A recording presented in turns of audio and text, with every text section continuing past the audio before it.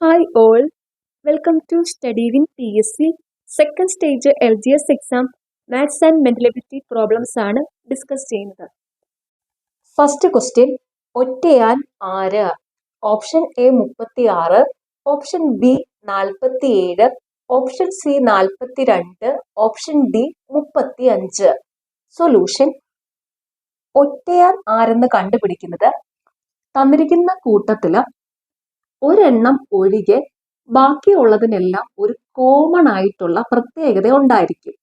ഈ കോമൺ പ്രത്യേകത ഇല്ലാത്ത ഒരെണ്ണം ഏതാണോ അതായിരിക്കും ഒറ്റയാൻ. അപ്പൊ ഇവിടെ 4 സംഖ്യകളുണ്ട്. ഈ 4 സംഖ്യകളിൽ 3 കോമൺ ആയിട്ടുള്ള ഒരു പ്രത്യേകത ഉണ്ടായിരിക്കും. ഒരെണ്ണത്തിന് ആ പ്രത്യേകത കാണത്തില്ല. അപ്പൊ അതായിരിക്കും ഇവിടുത്തെ ഒറ്റയാൻ. സംഖ്യകൾ ഇതാണ്: 36, 47, 42, 35. ഇതില് ഓപ്ഷൻ ബി 47 ഒരു അഭാജ്യ സംഖ്യയാണ്. Option A 36, option C 42, option D 35. ഇത് മൂന്നും ഭാജ്യ സംഖ്യകളാണ്. അപ്പൊ ഇതിനും മൂന്നിനും കോമൺ ആയിട്ടുള്ള ഒരു പ്രത്യേകതയുണ്ട്. എന്നാ? ഭാജ്യ സംഖ്യയാണ്. അതിൽ നിന്ന് വ്യത്യസ്തമായി നിൽക്കുന്നത് ഏതാ? അഭാജ്യ സംഖ്യയായ 47. അപ്പൊ ആൻസർ ഓപ്ഷൻ ബി 47. അടുത്ത ക്വസ്റ്റ്യൻ, 1,00,000 എത്ര 100 ഉണ്ട്? സൊല്യൂഷൻ, 1,00,000 ബൈ 100 ആയിരിക്കും അതിന്റെ answer. 1,00,000 by 100 1000. Answer option A 1000. ഇപ്പൊ 1,00,000 എത്ര 10 ഉണ്ടെന്ന് ചോദിച്ചാൽ 1,00,000 ബൈ 10 ചെയ്താൽ മതി. അപ്പൊ ആൻസർ 10,000 ആയിരിക്കും. ഓക്കെ. അടുത്ത ക്വസ്റ്റ്യൻ, അപ്പുവിന്റെ അമ്മയുടെ പ്രായം അപ്പുവിന്റെ പ്രായത്തിന്റെ 9 മടങ്ങാണ്. 9 വർഷം കഴിയുമ്പോൾ ഇത് 3 മടങ്ങായി മാറും എങ്കിൽ അപ്പുവിന്റെ പ്രായം എത്ര? സൊല്യൂഷൻ, ഇതുപോലത്തെ പ്രോബ്ലത്തിലെ പ്രായം കുറഞ്ഞ ആളുടെ ഇപ്പോഴത്തെ വയസ്സ് കണ്ടുപിടിക്കാനുള്ള ഫോർമുലയാണ് y1 into t1 minus 1 divided by t1 minus t2. ഇതുപോലത്തെ പ്രോബ്ലത്തിലെ പ്രായം കുറഞ്ഞ ആളുടെ ഇപ്പോഴത്തെ വയസ്സ് കണ്ടുപിടിക്കാനുള്ള ഫോർമുലയാണ് y1 into t1 minus 1 divided by t1 minus t2. ഇതുപോലത്തെ പ്രോബ്ലത്തിൽ ഒരു വർഷവും തന്നിരിക്കും, 2 മടങ്ങുകളും തന്നിരിക്കും. വർഷമാണ് y1 ആയിട്ട് എടുത്തിരിക്കുന്നത്, ടൈംസ് അല്ലെങ്കിൽ മടങ്ങാണ് t1ഉം t2 ആയിട്ട് കൊടുത്തിരിക്കുന്നത്. ഈ തന്നിരിക്കുന്ന വർഷത്തിന്റെ കൂടെയുള്ള ടൈംസ് ആണ് ഈ y1ന്റെ കൂടെ വരുന്ന t1 കേട്ടോ. y1ന്റെ തൊട്ടടുത്ത് വരുന്ന t1 എന്ന് പറയുന്നത് ഈ തന്നിരിക്കുന്ന ചോദ്യത്തിലെ വർഷത്തിന്റെ കൂടെയുള്ള ടൈംസ് ആണ് കേട്ടോ. ഈ t1 ആയിട്ട് വരുന്നത്, അത് ശ്രദ്ധിച്ചോണേ. അപ്പൊ ഇത്രയേ ഉള്ളൂ. ഈ ഫോർമുലയിലേക്ക് വാല്യൂ സബ്സ്റ്റിറ്റ്യൂട്ട് ചെയ്ത് കൊടുത്താൽ മതി. അപ്പൊ ഇവിടെ അപ്പുവിന്റെ അമ്മയുടെയും കാര്യമാണ് പറയുന്നത്. അപ്പൊ ഇവിടുത്തെ പ്രായം കുറഞ്ഞ ആള് അപ്പുവാണ്. അപ്പുവിന്റെ വയസ്സ് ഈ ഫോർമുല ഉപയോഗിച്ച് കണ്ടുപിടിക്കാം. അപ്പൊ അപ്പുവിന്റെ അമ്മയുടെ വയസ്സാണേലും അപ്പുവിന്റെ വയസ്സിൽ നിന്ന് കണ്ടുപിടിക്കാവുന്നേ ഉള്ളൂ. ഇവിടെ ചോദിച്ചിരിക്കുന്ന അപ്പുവിന്റെ പ്രായം തന്നെയാണ്. അപ്പൊ ഇവിടെ ഈ ഫോർമുല യൂസ് ചെയ്ത് കണ്ടുപിടിക്കാം. y1 എന്നുള്ളത് തന്നിരിക്കുന്ന ചോദ്യത്തിലെ വർഷം 9 വർഷം കഴിയുമ്പോൾ ഇത് 3 മടങ്ങായി വരും. ഈ y1ന്റെ തൊട്ടടുത്തുള്ള മടങ്ങാണ് t1. t1 ഇവിടെ 3 ആണ്. പിന്നെയുള്ള t2 എന്ന് പറയുന്നത് അപ്പുവിന്റെ അമ്മയുടെ പ്രായം അപ്പുവിന്റെ പ്രായത്തിന്റെ 9 മടങ്ങാണ്. t2 ഇവിടെ 9 വരും. ഈ വാല്യൂ ഇങ്ങോട്ട് സബ്സ്റ്റിറ്റ്യൂട്ട് ചെയ്താൽ മതി. ഈ t1 മൈനസ് t2 ആണോ ചിലർക്ക് ഒരു ഡൗട്ട് വരും. ഈ 3 മൈനസ് 9 നെഗറ്റീവ് വരുമോന്ന്. ഇതൊരു പ്രായത്തിന്റെ കണക്കാ. പ്രായത്തിന്റെ കണക്കിൽ ഒരിക്കലും നെഗറ്റീവ് വരത്തില്ല കേട്ടോ. ഈ ടൈംസിന്റെ വ്യത്യാസം കണ്ടുവച്ചാൽ മതി. അപ്പൊ ഇവിടെ y1 9 ആണ്. 9 into t1 minus 1 3 minus 1 divided by 9 minus 3. തന്നിരിക്കുന്ന ടൈംസിന്റെ ഡിഫറൻസ്. അപ്പൊ 9 into 3 minus 1 2 divided by 9 minus 3 6. 2 3 6 3 3 9. 3 വയസ്സാണ് അപ്പുവിന്റെ പ്രായം. Answer option A. അടുത്ത ക്വസ്റ്റ്യൻ, രാമൻ ഒരു ക്യൂവിൽ മുന്നിൽ നിന്ന് 9-മതും പിന്നിൽ നിന്ന് 15-മതും ആണ്. എന്നാൽ ക്യൂവിൽ ആകെ എത്ര പേരുണ്ട്? സൊല്യൂഷൻ: രണ്ട് ഓപ്പോസിറ്റ് ഡയറക്ഷനിൽ ഇരിക്കുന്ന വസ്തുക്കളുടെയോ ആളുകളുടെയോ പൊസിഷൻസ് തന്നിട്ട് അവിടുത്തെ ടോട്ടൽ കണ്ടുപിടിക്കാൻ പറഞ്ഞാൽ ആ പൊസിഷൻസ് തമ്മിൽ ആഡ് ചെയ്യുക, അതിൽ നിന്ന് 1 കുറയ്ക്കുക. അതൊരു ഫോർമുലയായിട്ട് പറയുവാണെങ്കിൽ എമ്മും എന്നും ഓപ്പോസിറ്റ് ഡയറക്ഷനിൽ ഇരിക്കുന്ന വസ്തുക്കളുടെയോ അല്ലെങ്കിൽ ആളുകളുടെയോ പൊസിഷൻസ് ആണെന്ന് വിചാരിക്കുക. അങ്ങനെയാണെങ്കിൽ അവിടുത്തെ ടോട്ടൽ എന്ന് പറയുന്നത് ടോട്ടൽ T = m+n-1 ആയിരിക്കും. അപ്പൊ ഇവിടുത്തെ total = opposite ഡയറക്ഷനിലെ 2 positions 9ഉം 15ഉം. 9 + 15 - 1, 15 9 24, 24 - 1 23. Total 23. Answer option B.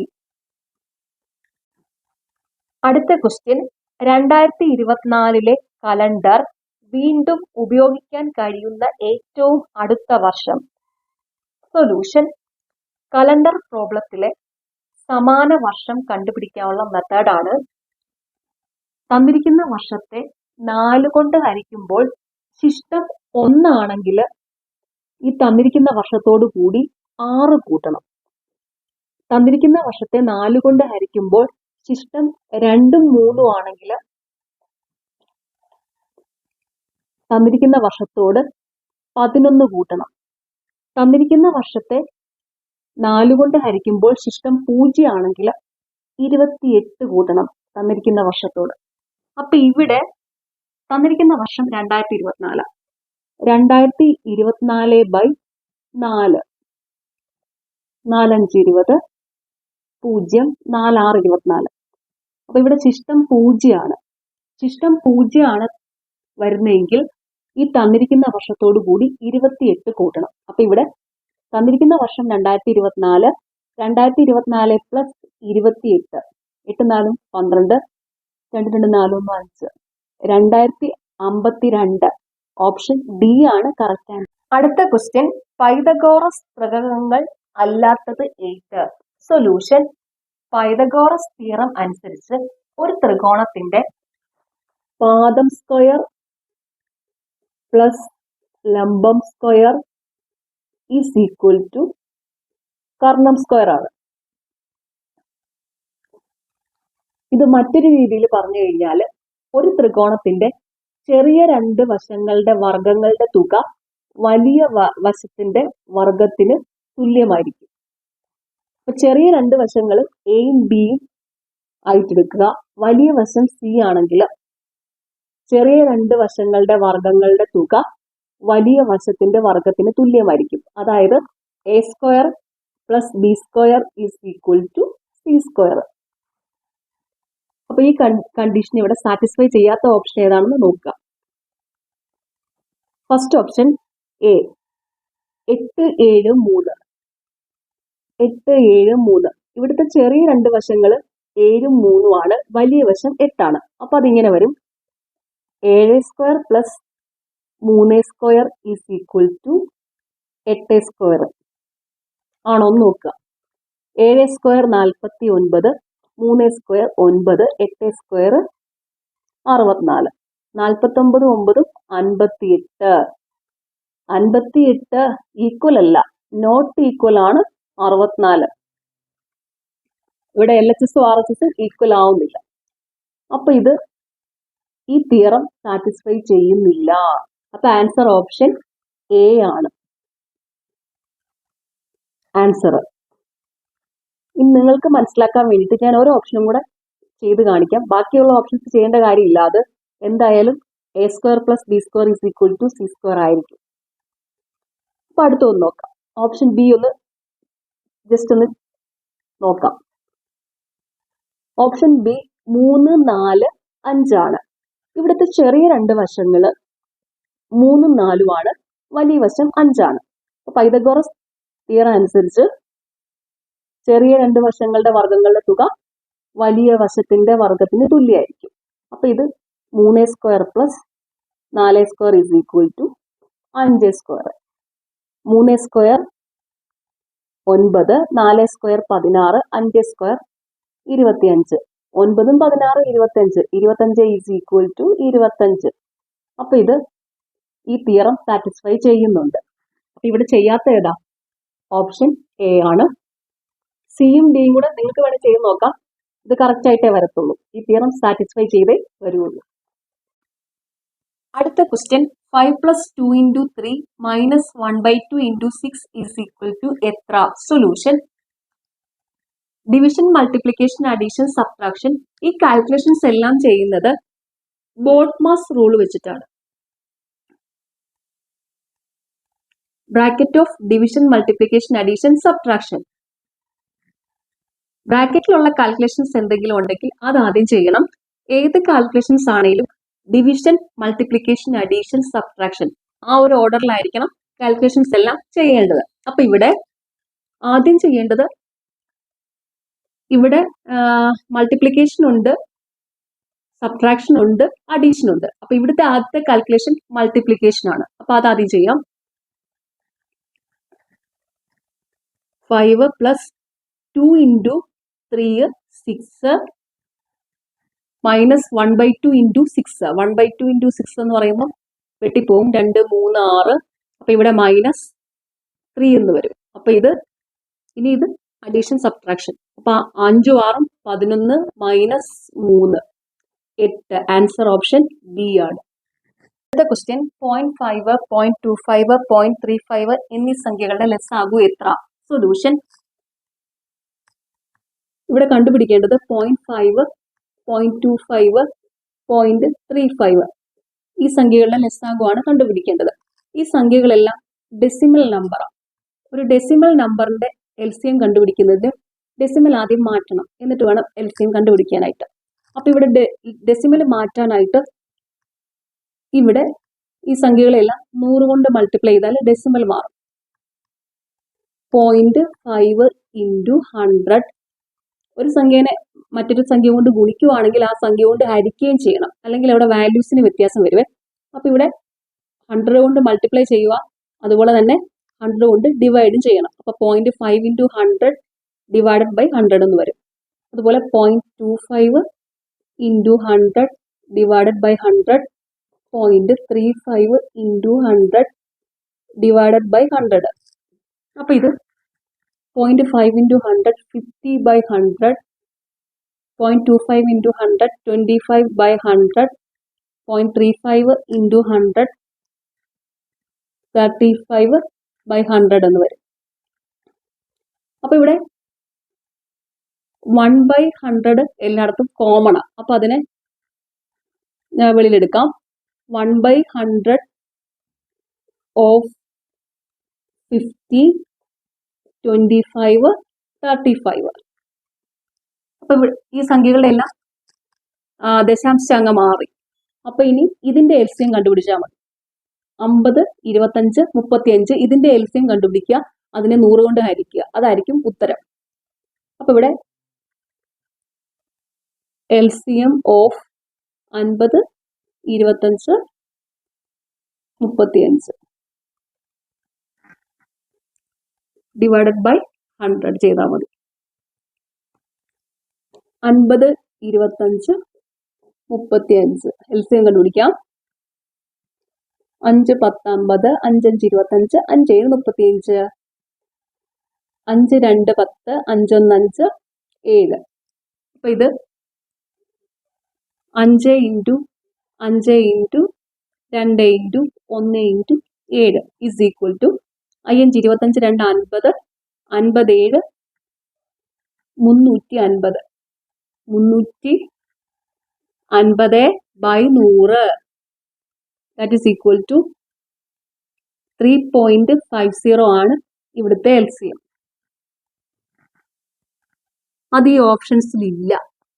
അപ്പൊ അതുകൊണ്ട് മിക്കവാറും ഈ ക്വസ്റ്റ്യൻ ഫൈനൽ ആൻസർക്ക് വരുമ്പോഴത്തേനും ഡിലീറ്റ് ആവും. ഓക്കെ. അടുത്ത ക്വസ്റ്റ്യൻ താഴെ തന്നിരിക്കുന്നവയിൽ വലിയ സംഖ്യ ഏത്?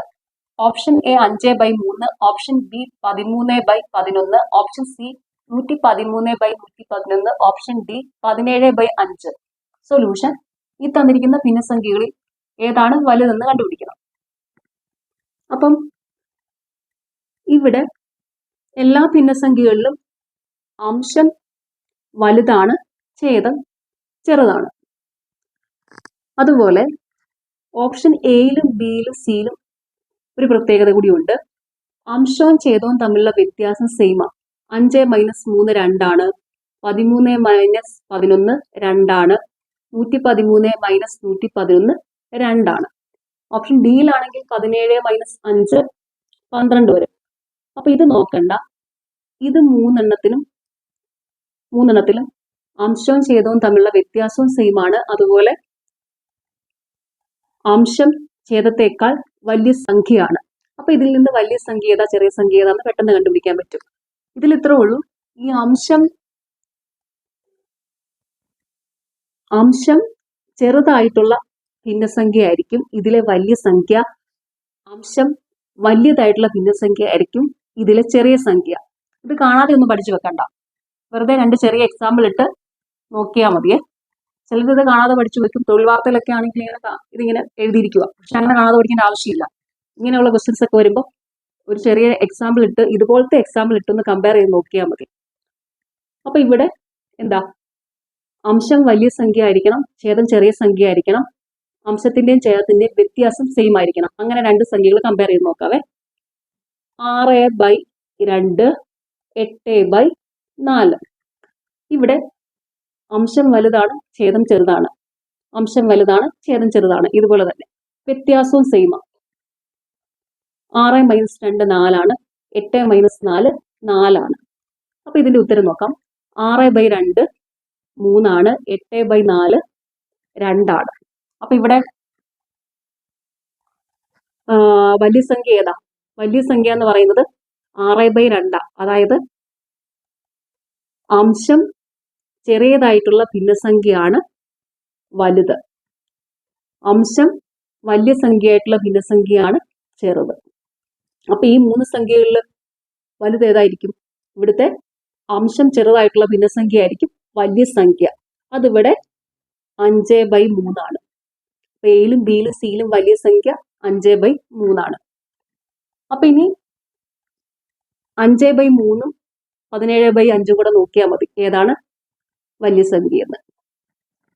അതിനായിട്ട് കുറെ വഴികളുണ്ട്. ഏതെങ്കിലുമൊക്കെ വഴി നമുക്ക് അറിയാവുന്ന പെട്ടെന്ന് ചെയ്യാൻ പറ്റുന്ന വഴി ഉപയോഗിച്ച് ചെയ്യുക കേട്ടോ. മാത്സിനാകുമ്പോൾ ഒരുപാട് ടിപ്സും ട്രിക്സും ഉണ്ടല്ലോ. ഓക്കെ, അപ്പൊ ഇവിടെ ഇതിങ്ങനെ ക്രോസ് മൾട്ടിപ്ലൈ ചെയ്യുക. അപ്പൊ ഇവിടെ നിന്ന് വേണം കേട്ടോ തുടങ്ങാനായിട്ട്. ഇതിങ്ങനെ ഈ ക്രോസ് ലൈനിലുള്ളത് വേണം ഇവിടെ എഴുതാനായിട്ട്. ഈ ക്രോസ് തുടങ്ങുന്ന വേണം റൈറ്റ് സൈഡിൽ എഴുതാനായിട്ട്. അത് ശ്രദ്ധിച്ചോണം. അപ്പൊ ഇവിടെ 5 - 5 = 25, 3 - 17 51. അപ്പൊ ഇവിടെ വലിയ സംഖ്യ ഏതാ? 51 ആണല്ലേ. 51 വരുന്നത് ഏതാ? ഈ സൈഡിലല്ലേ വരുന്നത്, ഇതിന് താഴെയല്ലേ വരുന്നത്. അപ്പൊ ഇവിടുത്തെ വലിയ സംഖ്യ 17/5 ആണ്. അത് ആൻസർ ഓപ്ഷൻ ഡി ആണ്. അടുത്ത ക്വസ്റ്റ്യൻ 1.1 × 1.11ന്റെ വില കാണുക. സൊല്യൂഷൻ: ഇവിടെ ഡെസിമൽ നമ്പേഴ്സ് തമ്മിലുള്ള മൾട്ടിപ്ലിക്കേഷൻ ആണ് തന്നിരിക്കുന്നത്. അപ്പൊ ഡെസിമൽ നമ്പേഴ്സിന്റെ മൾട്ടിപ്ലിക്കേഷൻ ചെയ്യാനായിട്ട് ആദ്യം ഡെസിമൽ പോയിന്റ് ഇല്ലാതെ സംഖ്യകൾ മാത്രം എടുത്ത് മൾട്ടിപ്ലൈ ചെയ്യുക. എന്നിട്ട് ക്വസ്റ്റ്യനിൽ ഡെസിമൽ പോയിന്റിന് ശേഷം എത്ര അക്കങ്ങൾ ഉണ്ടെന്ന് നോക്കുക. അത്ര അക്കങ്ങൾ ഒറ്റയുടെ സ്ഥാനത്ത് നിന്ന് മാറ്റി കുത്തിട്ടാൽ അല്ലെങ്കിൽ പോയിന്റ് ഇട്ടാൽ ആൻസർ കിട്ടും. അപ്പൊ ഇവിടെ ഡെസിമൽ പോയിന്റ് ഇല്ലാതെ ഇത് സംഖ്യകളായിട്ട് എടുക്കാം. 1.1 ന് 11 ഇൻറ്റു 1.11 111 11 ഇൻറ്റു 111 ചെയ്യുക. 11 ഇൻറ്റു 111. ഇത് 1 1 1 1 2 1 1 2 1 ഇൻറ്റു 1 1 1221.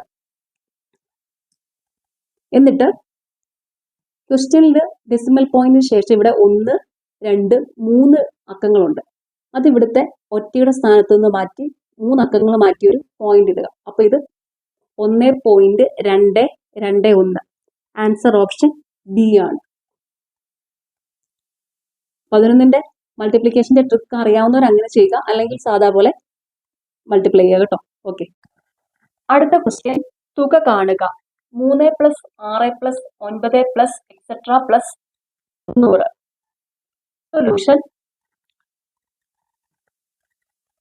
3 + 6 + 9 + 90. അപ്പൊ ഇതൊരു സമാന്തര ശ്രേണിയാണ്. സമാന്തര ശ്രേണിയിലുള്ള സംഖ്യകളുടെ തുക കണ്ടുപിടിക്കാനുള്ള ഫോർമുലയാണ് sum s = n/2 × first number plus last number.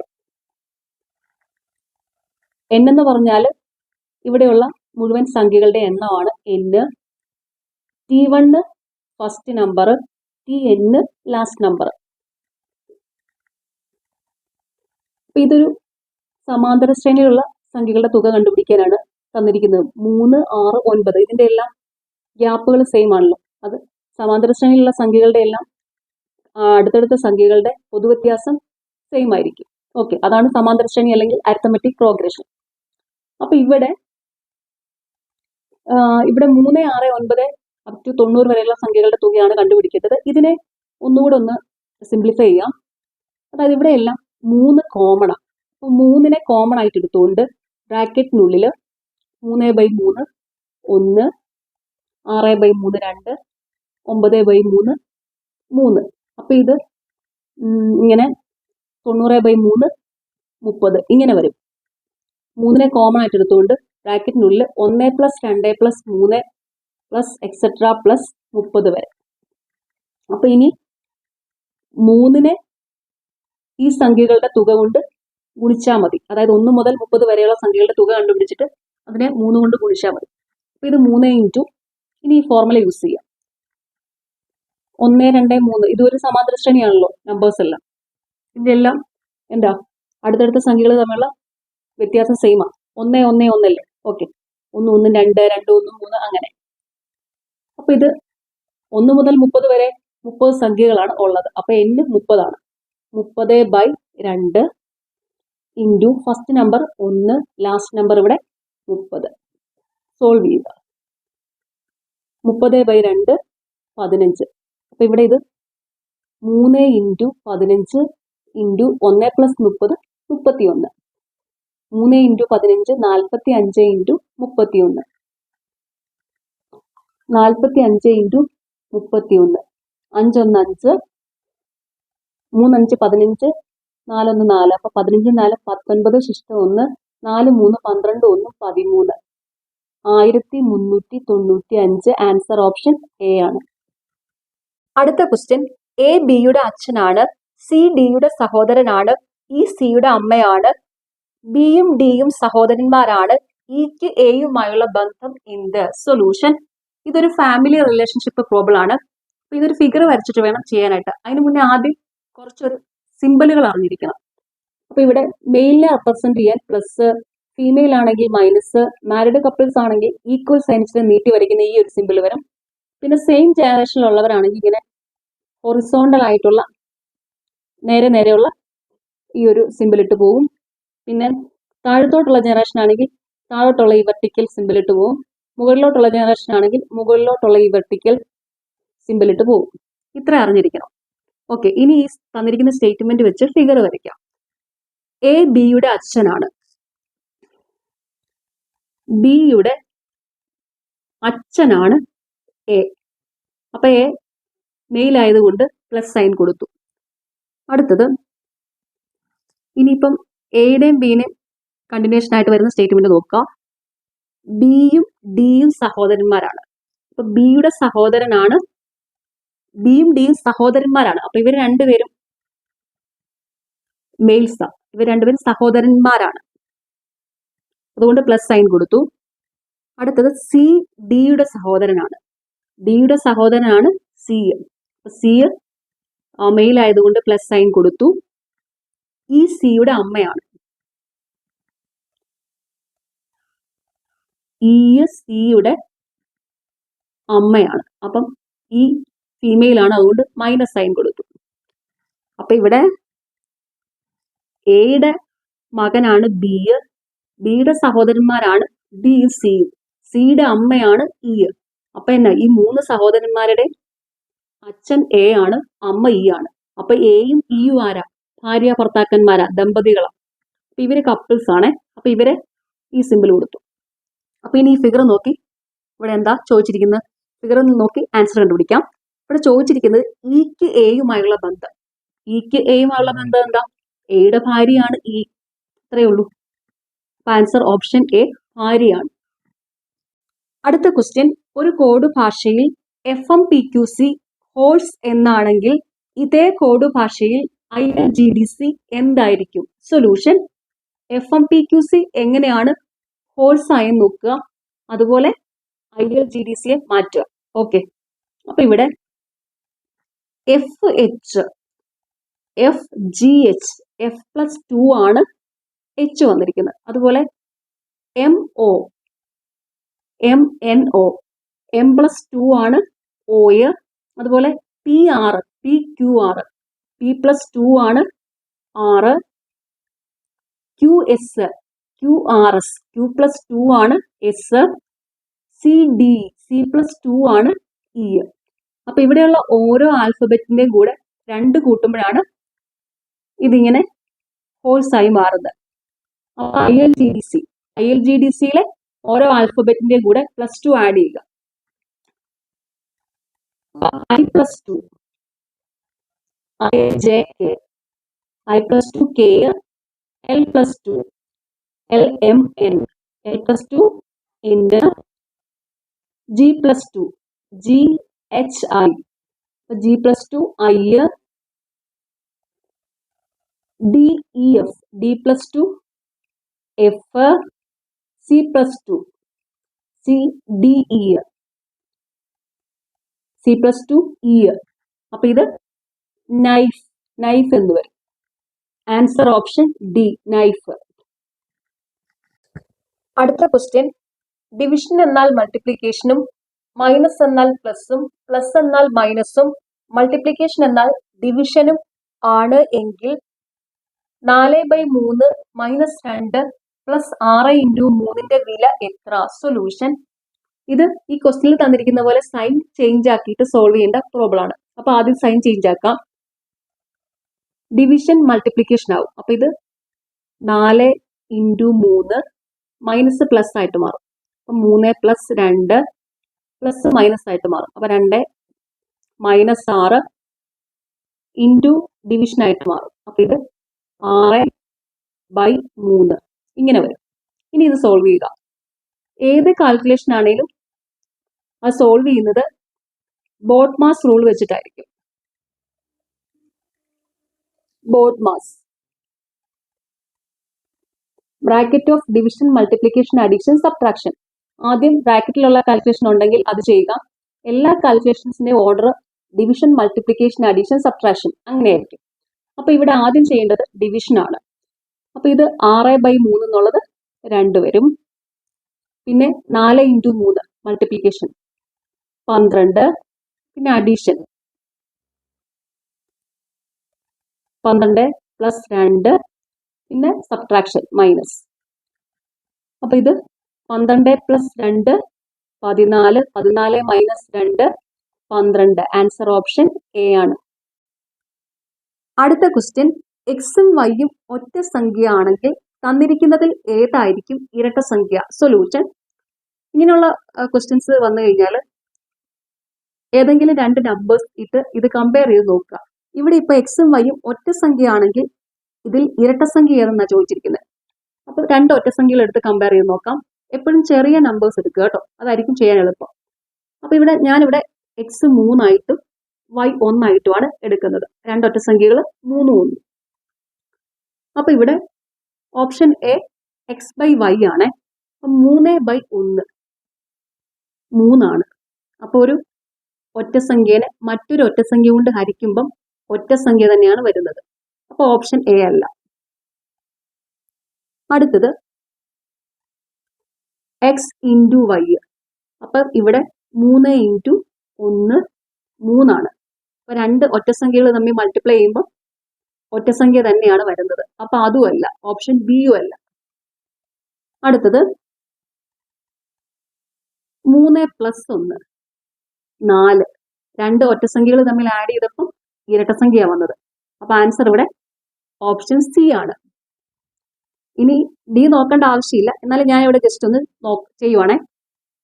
D കൂടെ വെറുതെ നോക്കിയേക്കാം. അപ്പൊ ഇവിടെ 3⁻1 3 വരും. അപ്പൊ ഇതും ഒറ്റ സംഖ്യയാണ്. ആൻസർ ഇവിടെ ഓപ്ഷൻ സി ആണ്. അടുത്ത question, root of X by 221 is equal to 2 ആയാൽ എക്സിന്റെ വില എന്ത്? സൊല്യൂഷൻ. ഇത് സോൾവ് ചെയ്യുക. ഈ റൂട്ട് ഒന്ന് മാറ്റാനായിട്ട് ഈ സംഖ്യനെ ഒന്ന് സ്ക്വയർ ചെയ്താൽ മതി. അതായത് ഈ root X square is equal to X ആണ്. അപ്പൊ അതുപോലെ ഇവിടെ root of X by 221 square, അപ്പൊ റൂട്ട് മാറിക്കോളും. Square is equal to LHS എന്ത് ചെയ്താലും അത് RHS ചെയ്യണം. അപ്പൊ ഇവിടെ സ്ക്വയർ ചെയ്തിരിക്കുവാണ്. അപ്പൊ ഇവിടെ റൈറ്റ് ഹാൻഡ് സൈഡിൽ 2 എന്നുള്ളത് 2 സ്ക്വയർ ആകും. 2വിനെ സ്ക്വയർ ചെയ്യണം. അപ്പൊ ഇതിനെ സ്ക്വയർ ചെയ്യുമ്പോൾ ഈ റൂട്ട് അങ്ങ് മാറി. X by 221 is equal to 2 square 4 ആണ്. Therefore X is equal to 221 into 4. That is equal to 4 1 4, 4 2 8, 4 2 8. Answer option D 884 ആണ്. അടുത്ത ക്വസ്റ്റ്യൻ, 10 സംഖ്യകളുടെ ശരാശരി 23 ആണ്. ഇതിലെ ഓരോ സംഖ്യയോടും 4 കൂട്ടിയാൽ കിട്ടുന്ന സംഖ്യകളുടെ ശരാശരി എത്ര? സൊല്യൂഷൻ. സിമ്പിൾ ആണിത്. ഇവിടുത്തെ ഈ തന്നിരിക്കുന്ന ശരാശരിയോടുകൂടി ഏത് സംഖ്യയാണോ കൂട്ടേണ്ടത് ആ സംഖ്യ അങ്ങോട്ട് ആഡ് ചെയ്താൽ മതി. അതായിരിക്കും പുതിയ ശരാശരി. അപ്പൊ ഇവിടെ തന്നിരിക്കുന്ന ശരാശരി 23 ആണ്. കൂട്ടുന്ന സംഖ്യ 4 ആണ്. അപ്പൊ 23 4 27 ആയിരിക്കും ഇതിന്റെ ഉത്തരം. Answer option A. ഇനി ഇത് എങ്ങനെയാ വന്നെന്ന് പറയാം. നിങ്ങൾ ഇത് മനസ്സിലാക്കി വെക്കുക കേട്ടോ. ഇനി ഞാൻ ഇതെങ്ങനെയാ വന്നെന്നൊന്ന് പറയാം. അതായത് 10 സംഖ്യകളുടെ ശരാശരി 23 ആണ്. ഇതില് ഓരോ സംഖ്യയോടും 4 കൂട്ടിയാൽ കിട്ടുന്ന സംഖ്യകളുടെ ശരാശരി എത്ര? അപ്പൊ ഈ 10 സംഖ്യകളോടും കൂടി 4 കൂട്ടുക. അപ്പൊ ഇവിടുത്തെ ടോട്ടൽ എന്ന് പറയുന്നത് 10 ഇൻറ്റു 4 40 വരും. അപ്പൊ ഈ 40 ബൈ 10 4 വരും. ഈ 10 സംഖ്യകളോടും കൂടി 4 കൂട്ടിയാൽ കിട്ടുന്ന സംഖ്യകളുടെ ശരാശരി 4 ആണ്. ആദ്യത്തെ ശരാശരി 23 ആണ്. അപ്പൊ പുതിയ ശരാശരി എന്ന് പറയുമ്പോൾ 23 പ്ലസ് 4 27 ആയിരിക്കും. അപ്പൊ നിങ്ങൾ ജസ്റ്റ് ഈ ഒരു സ്റ്റെപ്പ് മാത്രം ഓർത്താൽ മതി. ഈ ശരാശരി പ്ലസ് ഏത് സംഖ്യയാണോ കൂട്ടുന്നത് അത് കൂട്ടി എഴുതുക. അതായിരിക്കും പുതിയ ശരാശരി. അടുത്ത ക്വസ്റ്റ്യൻ, ഒരു സ്കൂട്ടർ 9200 രൂപയ്ക്ക് വിറ്റപ്പോൾ 15% ലാഭം കിട്ടിയെങ്കിൽ വാങ്ങിയ വില എത്ര? സൊല്യൂഷൻ. സെല്ലിംഗ് പ്രൈസും പ്രോഫിറ്റും തന്നാൽ വാങ്ങിയ വില അല്ലെങ്കിൽ കോസ്റ്റ് പ്രൈസ് കണ്ടുപിടിക്കാനുള്ള ഫോർമുലയാണ് cost price CP is equal to SP into 100 divided by 100 plus profit PE. അപ്പൊ ഇവിടെ സെല്ലിംഗ് പ്രൈസ് 9200 രൂപ, profit PE 15%. Cost price CP is equal to 9200 into 100 divided by 100 plus 50. That is equal to 9200 into 100 divided by 100 plus 15 150. That is equal to 5 കൊണ്ട് വെട്ടാം. 25 100, 23 5 115, 23 4 92.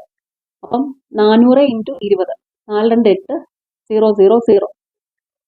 8000. Answer option A 8000 ആണ് cost price. ഇപ്പൊ ഇവിടെ loss ആണെങ്കിൽ cost price ഇങ്ങനെ വരും. Cost price is equal to selling price into 100 divided by 100 minus loss വരും. Profit ആയതുകൊണ്ട് add ചെയ്യണം, ലോസ് ആണെങ്കിൽ സബ്ട്രാക്ട് ചെയ്യണം. അത്രേ ഉള്ളൂ. അടുത്ത ക്വസ്റ്റ്യൻ, ഒരാൾ എയിൽ നിന്ന് ബിയിലേക്ക് 60 km/h വേഗതയിലും തിരിച്ച് ബിയിൽ നിന്ന് എയിലേക്ക് 40 km/h വേഗതയിലും യാത്ര ചെയ്താൽ യാത്രയുടെ ശരാശരി വേഗത എത്ര? സൊല്യൂഷൻ. 2 സ്പീഡുകൾ തന്നിട്ട് ശരാശരി വേഗത കണ്ടുപിടിക്കാൻ പറഞ്ഞാൽ അതിനുള്ള ഫോർമുലയാണ് average speed is equal to 2xy divided by X plus Y.